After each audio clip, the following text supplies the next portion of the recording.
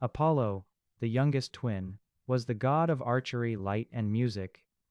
He was also closely linked with prophecy, with him traveling to Parnassus, where the great snake python, which had chased his mother across the land, had made its home.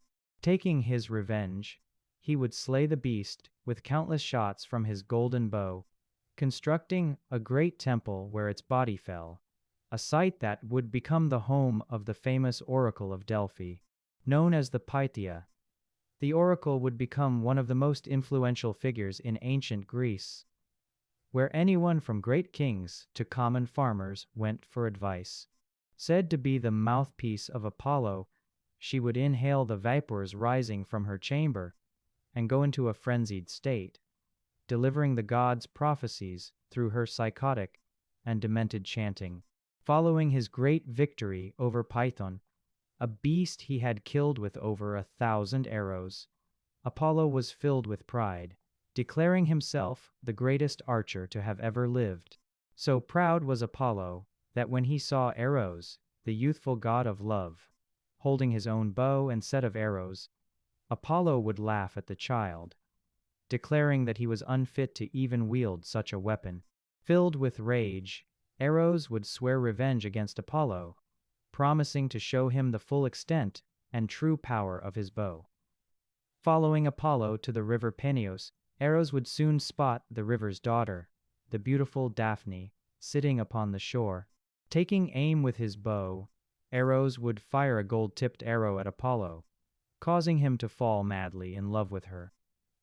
Yet he would fire a second arrow at Daphne, one tipped with lead, that would make her feel nothing but disgust at the sight of Apollo.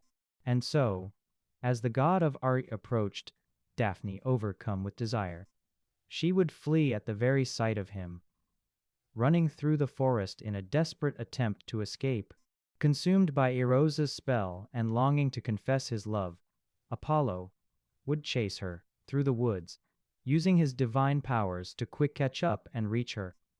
Terrified of the god, Daphne would cry out to her father, the river god Peneus, for help. He would answer her call, with her soon beginning to feel a great heaviness overcome her limbs. Slowing to a halt, her skin would turn to bark and her hair to leaves, until finally Daphne's transformation was complete. Where a young and beautiful woman had once stood was now the first laurel tree, with Apollo using his powers of eternal youth and immortality to make the laurel trees evergreen, ensuring they kept their color all year round. Mourning his lost love, Apollo would carry a laurel wreath wherever he went, making sure that Daphne was always close to his heart. Apollo's most important child would be Asclepius, a famous physician who was so skilled that he was able to bring the dead back to life. But this would draw the wrath of Hades, as these resurrections destroyed the balance of nature and deprived the underworld of new souls.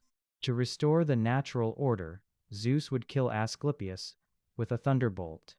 Yet at the pleading of Apollo, Zeus would later resurrect him, with Asclepius becoming the god of healing and medicine. Asclepius would later father Hygeia, the goddess of cleanliness, from whom we derive the word hygiene.